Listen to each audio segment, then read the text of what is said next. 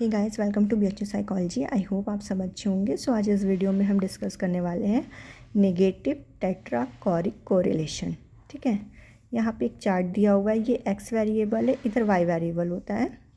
ठीक है, देखो इसमें 3 दिए हुए हैं। एक एडजस्टेड दिया है, एक माल एडजस्टेड दिया है। इसमें दिया है वेरिएबल अनसेटिस्फाई, सेटिस्फाई और लास्ट में टोटल दिया हुआ है। ठीक है, तो इन दोनों को ऐड करोगे तो 52 आएगा, इन दोनों को ऐड करोगे तो 48 आएगा, फिर इन दोनों को ऐड करोगे 51, इन दोनों को ऐड करोगे 49। उसके बाद यहाँ पे इन दोनों को ऐड करोगे 100, इन दोनों को ऐड करोगे तो 100 आएगा। ठीक है, जो यहाँ की वैल्यू है ना वो सेम आनी चाहिए इन दोनों को ऐड करने पर और इन दोनों को ऐड करने पर।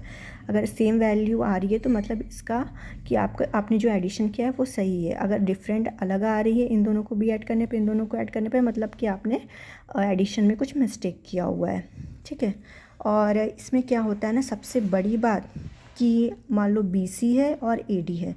अगर आपकी BC की वैल्यू बड़ी है, ठीक है, तो हम उसको रिप्लेस कर देते हैं AD के साथ। देखो यहाँ पर BC की वैल्यू कितना आ रही है, देखो B यहाँ पे कितना दिया है 28 और C कितना है 25। तो BC यहाँ पे लिखा 28 × 25। AD क्या है, A मतलब 24 और D मतलब 23, मतलब 24 × 23, 24 × 23 हमने लिखा। इन दोनों का मल्टीप्लिकेशन किया, जो हमारा BC आ रहा है वो 700 आ रहा है और जो AD आ रहा है वो 552 आ रहा है। ठीक है, तो यहाँ पे क्या हो रहा है, BC की वैल्यू बड़ी आ रही है। तो अगर इस केस में अगर BC की वैल्यू बड़ी आती है तो हम क्या करते हैं, उसको AD के साथ रिप्लेस कर देते हैं। ठीक है, अगर फॉर्मूले में जहाँ पर भी BC होगा, BC की जगह हम AD की वैल्यू पुट करेंगे और AD की जगह हम BC की वैल्यू पुट करेंगे। और कब पुट करेंगे, जब BC की वैल्यू बड़ी होगी, किससे, AD से।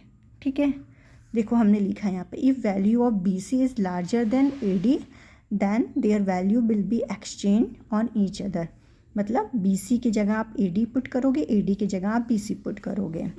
देखो इसका ये फॉर्मूला होता है RT = कोसाइन ब्रैकेट में, ठीक है, 180 × √BC divided by √AD plus √BC। ठीक है, तो कोसाइन = 180 × BC। BC यहाँ पे कितना है, देखो BC हमने लिखा है ना 28 × 25। ठीक है, तो लेकिन हमने यहाँ पे कितना लिखा है, 24 × 23। क्यों लिखा है, क्योंकि यहाँ पे BC की वैल्यू बड़ी है तो ये रिप्लेस हो जाएगी किससे, AD से। यानी कि 24 × 23 हम लिखेंगे BC की जगह, तो 24 × 23 हमने लिखा है BC की जगह।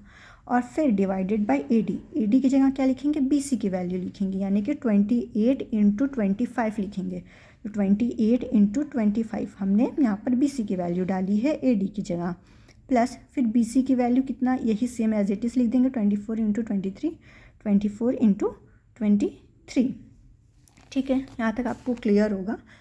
और फिर उसके बाद हम क्या करेंगे, इसको कैलकुलेट करेंगे। कोसाइन = 180 × 552, 700 + 552। ठीक है, यहाँ पे सॉरी, यहाँ पे √ होगा।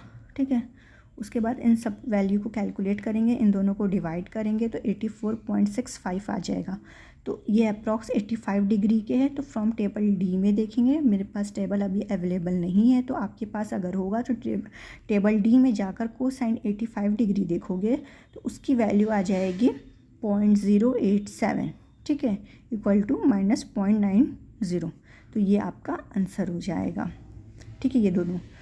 आई होप आपको यहाँ तक समझ में आया होगा। अगर कुछ भी समझ में नहीं आया तो आप मुझसे कमेंट सेक्शन में पूछ सकते हैं। अगर वीडियो अच्छी लगी हो तो please like and subscribe my channel. Thank you for watching.